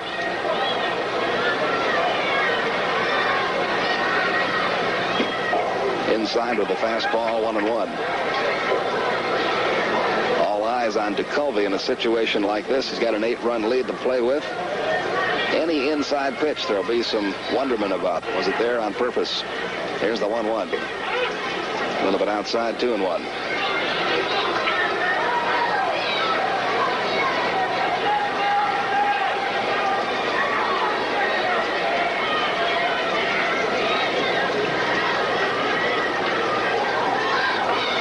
But now the runner at first, nobody out. Pitching and defense. 2 things you need to do to win. Braves have scored 9 runs in this game. Little pop in foul territory, first base side. Milner there to make the catch, 1 away. But of the 17 runs scored by Pittsburgh, 9 of them are unearned. That makes only 8 earned runs. And the game would be over. We'd be going home now with Atlanta a 9-8 winner without those errors. Joe Nolan will pinch hit now for Darrell Cheney with 1 out and Bunnell at first. Actually, I hate to bring it up, but it would be 8-8 because one of ours is unearned, too. Okay. Little bouncing ball out to the first base side of the mound. It'll be fielded by Milner. He tags Nolan going by. Nolan came into the game at 300, 3 for 10. First baseman unassisted retires Nolan. Down to second goes Bunnell. And now Roland Office will bat for Rick Mailer.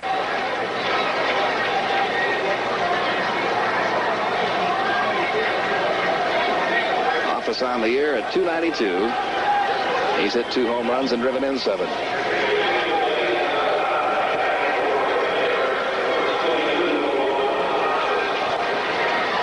Office, the hitter, with 2 outs. Bunnell at second. Bottom of the 9th. 17-9 Pittsburgh, our score. Jacoby delivers right over the head of Roland Office. We better wrap this thing up. Jerry Royster really hot. He's hollering at plate umpire Hank Roundtree. Office hasn't said much, but Royster has. He's hollering from the on-deck circle. Now the 1-0 pitch. Inside again, and here we go again, folks. Office heads to the mound. This time we may have some trouble. Office out there. The Pirates are saying, which one of us do you want? Braves bench empties. Pirates bench empties. Ed Ott plays bat boy. We have got some hot tempers out there now. Milner and Office now going jaw to jaw. There still hasn't been a punch thrown or anything even close to one. Pirates had a little bit different defense than Gene Garber. He just stood out there and didn't make a move, and Parker couldn't believe it. Pirates put a 4-man wall in front of Ticovey and said, okay, which one of us will it be, Roland? And Garner and Foley, I just spotted both of them saying, hey, we're even now, we're even now. Well, again, as we mentioned before, this is the first time all season that the Braves have been involved in a game where you've got to say the umpires have let it get out of control. They let the argument involving Chuck Tanner go too long. Ed Ott has to be held back by Bob Skinner, the acting manager. I think Office has been kicked out of the game. He heads for the dugout. There's still some hollering going on across the line. Pepe Frias got a little shove from behind from Jim Bibby. But you hate to say it because you admire the job these guys are trying to do in the field, but they have let this game get completely out of hand. And it started back in the inning when Chuck Tanner came out and was allowed far too long out on that field to argue. Well, we'll all go back and sit down, try to cool off a little. Office is out. Now we'll have to find another pinch hitter. The commissioner was here earlier today. I wish he had stayed for the game. Maybe he would involve himself in the umpire stuff. And I'm not knocking these guys. They're doing the best they know. How they're hesitant to throw people, major league personnel, out of games because they're not major league personnel, and they're the first to tell you so. Well, we'll see who'll go up there now to hit. Office has been thrown out. The 5th man to be ejected from this game. For the Pirates, manager Chuck Tanner is gone. Third base coach Joe Lynette was tossed out during the same sequence. Dave Parker thrown out. Rennie Stennett thrown out. Now Roland Office thrown out. Charlie Spikes is going to come in to hit. He'll have a count of 2 balls, no strikes on him.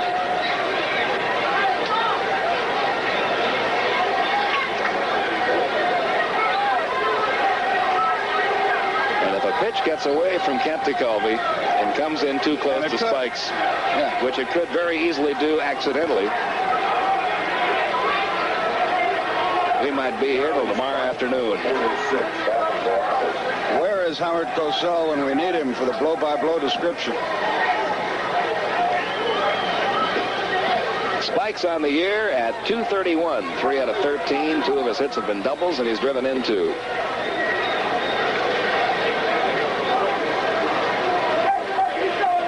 (17-9) Pirates. 2 outs, bottom of the 9th. Barry Bunnell down at second.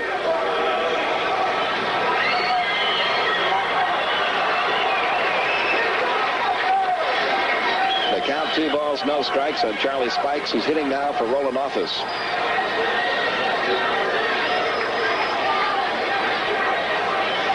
Here's the stretch by Ticovey and the pitch. Over for a strike, 2-1. Control suddenly improved radically.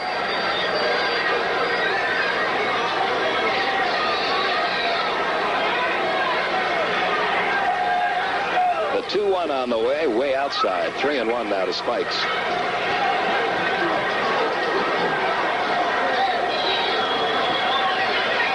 Jerry Royster on deck should Spikes reach.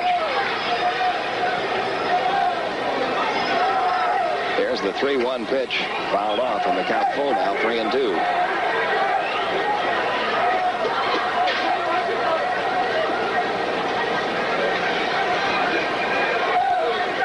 Well, we've had a rhubarb over whether or not Necro swung at a pitch that hit him. We've had a protest filed because the Pirate manager and coach failed to leave the dugout after being ejected from the game. 3-2 pitch, line foul. Down the third base side, still 3-2. We've had a second baseman thrown out after a phantom double play attempt at second base didn't work. We've had Dave Parker thrown out after he was hit by a Gene Garber pitch and one after him, and Roland Office thrown out after 2 close pitches. Now the 3-2 to Spikes. Inside, almost hit him.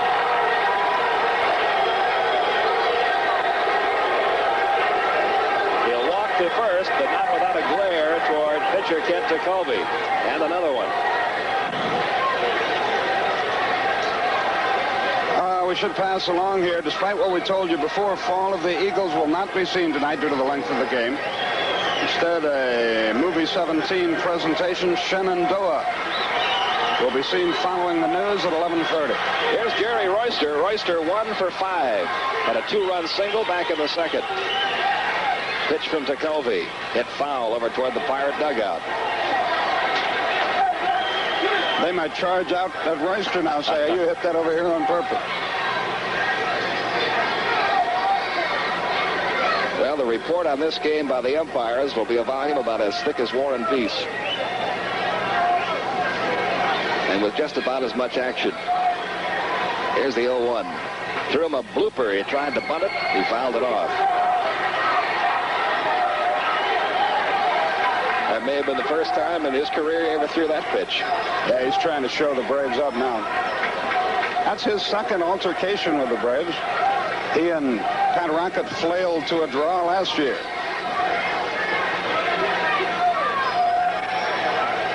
That was different. Dale Murphy had hit a grand slam, and Atlanta won that game. Here comes the 0-2 pitch. Outside 1-2. Well, let's see. The Pirates are in again on July 13th, 14th, and 15th, and we go to Pittsburgh the next week, 22nd, 23rd, for 2 doubleheaders. Tickets ringside, $200 each. 1-2, hit foul off the plate. Count still 1-2.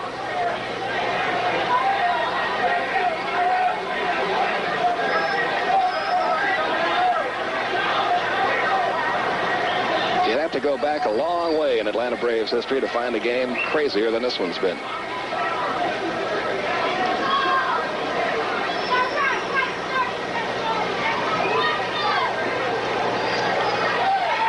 And 2 to Jerry Royster. Jacoby delivers low, 2-2. Gary Matthews on deck.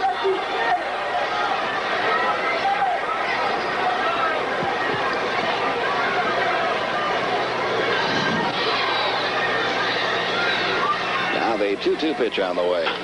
Hit foul down the third base side. Still 2-2.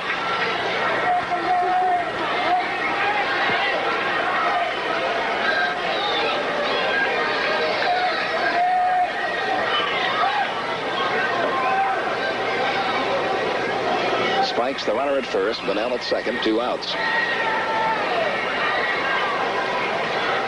Here's the stretch in the 2-2 pitch.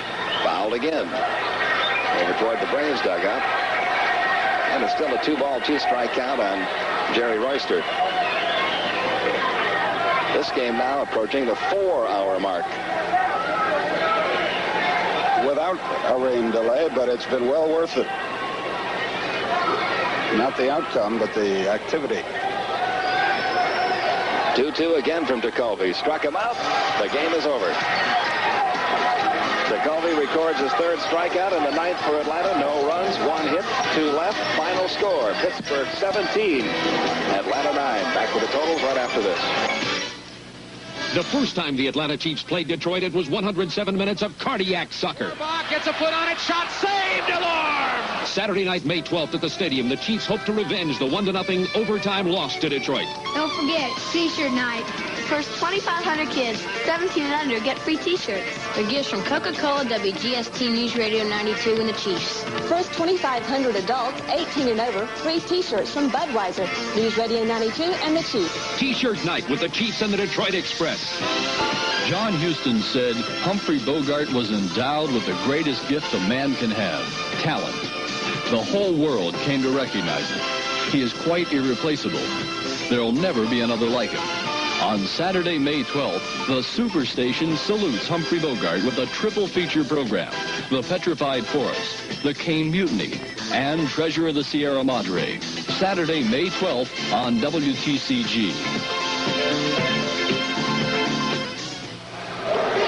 Well, back here at Atlanta Fulton County Stadium, the end of a very entertaining evening. The outcome not what you'd like to have if you're an Atlanta Braves fan, but what a ball game. All kinds of things happening in it. Skip has the totals.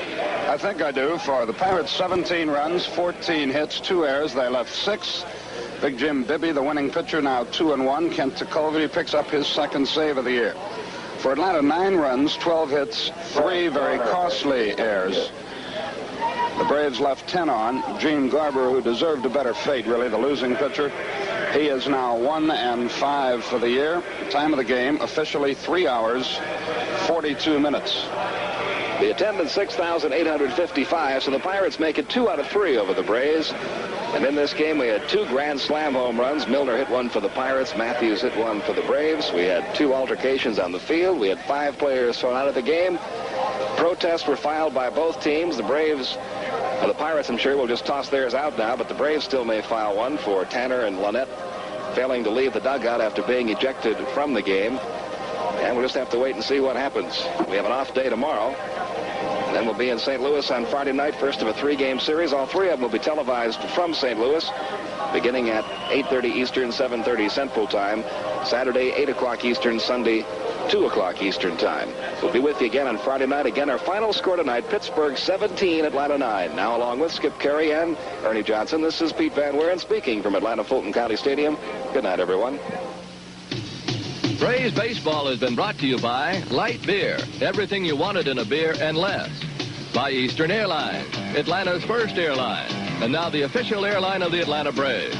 By Toyota. Toyota hopes you enjoyed this Braves game. See the all-new 4-wheel drive truck at your local Toyota dealer. You got it, Toyota. By your neighborhood Union 76 dealers, who invite you to go with the spirit of 76. By the people who bottle Coca-Cola. You'll find that Coke adds life to Braves baseball all season long. By the Goodyear service stores and participating independent Goodyear dealers, where Tiempo steel-belted radios can give you year-round driving confidence.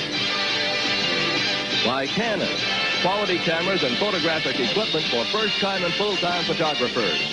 And by Beech Nut Chewing Tobacco. The name's not new, but we changed the chew for the better. Can a phone call change your life? This one quite possibly could. Call and learn how Control Data Institute could prepare you to become a computer programmer, operator, technician. Call now. We'll send this booklet which tells how you can get started. Control Data Institute. Your future could be just a phone call away. Call day or night, 346-0881. Planning a trip out of the country soon? Make sure it's not 6 years longer than you planned. 6 years, that's the average jail sentence in drug cases worldwide. And even worse than that is to get busted with a maximum penalty for trafficking is death. That's right, death. That's the penalty in 7 different countries. So remember, drug laws are a lot stiffer abroad, and there's little that your embassy or consulate can do to help. If you're going out of the country soon, be smart. Have yourself a time, but don't end up serving any. Bring the family down to the stadium this Saturday night at 7:30 and join in the fun when the Detroit Express takes on our Atlanta Chiefs. This is 17 Update early in the morning, and now returning from vacation, here is the unforgettable Bob, Abe, Phil? Oh, heck, what is his name? Good morning. Hope you're doing okay this morning. We are back after a couple days off and had a nice time. Got a little tan. Well, that's nice. And it's nice to be back here. By the way, I would like to mention that if you're wondering what the confusion is behind us, television is a business that continuously progresses, and you always have to make changes, because if you stay the same, you get stagnant, and people go, oh, same old stuff. So that's why we're building a brand new news set. So tomorrow when we come on the air here in the early morning news, there'll be a brand new news set, and the guys are back there working, and we decided not to let that stop. And we'll go ahead and just do the news and just ignore them back there. Here's some sports. Race driver Rick Mears set the pace at the Indianapolis Speedway on Tuesday. Mears is either trying for a psychological advantage or has found the answer to getting more speed from his car under conditions other drivers are calling impossible. He roared past 190 miles per hour to an unofficial clocking of 193.5 in the closing seconds of the fourth day of practice. Four-time champion A.J. Foyt never showed, despite his announcement that he would be on the track during the late afternoon happy hour. Now, that's the time when winds usually die down and the track is cooling enough to provide the best conditions for fast laps. Track record holder Tom Sneva made his practice debut in a McLaren Cosworth and was far from satisfied. He worked up to nearly 183 miles an hour, but was 10 miles slower than Mears in his rougher Penske car. The Atlanta Flames said yesterday that the Birmingham Bulls will be the principal farm team for the Flames and will play in the Central Hockey League. Flames general manager Cliff Fletcher also said the Bulls will be coached again by John Brothy, who directed them last year. The Bulls were a member of the World Hockey Association before it folded. Kentucky Derby winner and Preakness favorite Spectacular Bid has become a fundraiser for the Baltimore Opera Company. A spokesman says that proceeds from the sale of Spectacular Bid and souvenirs of the Kentucky-born Maryland-trained 3-year-old will go to the Opera Company. Officials believe they will earn between, up to $30,000, depending on how well the horse does in the next 2 legs of the Triple Crown. So there you have a little bit of sports news, and we'll be back with more of Update this morning after these words. Sometimes news happens in places that cannot be reached by conventional means. Sometimes traffic problems will keep our mobile units from getting to a story. That's why 17 Update early in the morning has spent big bucks on our Sky Eye. Now getting to a story moments after it happens. Look to the skies of Atlanta for Sky Eye. Another reason 17 Update early in the morning spares no expense on hot air to keep you informed. Okay, kids. Since today is my last day, we are going to do something special. Yeah! Easy. How would you all like to hear the baby's heartbeat? Wow! Come on, Kenneth, you first. Line up, everybody. Size places. Come on. Okay, lie in the back. Okay. What, are you getting a busy signal? It goes boom boom. Come on, Jimmy, you next, and then Lucy, you'll be over. You're calling boom boom. Ah, Boom Boom Lewis, right. I love it. Mrs. Lewis. What is this? Oh, an envelope.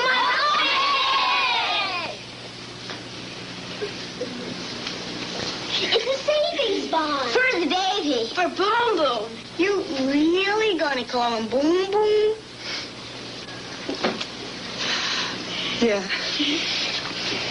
And just wait till Billy Boom Boom Lewis hears how he got his name. Take stock in America. Give bonds. On those days when everything seems to fall apart. Running so late. What's this mess for? Well, it was my fault. Cord was in the way. I don't care whose fault it was. Do it. Okay. Next person who drops anything gets smacked. Okay, honey. You're going to get one big smack.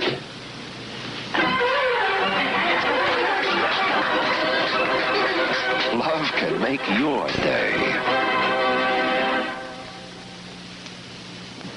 Once again, I would like to remind you to please ignore the construction behind us. We are building a new news set. We'll try to keep it down and continue with the news. Tina?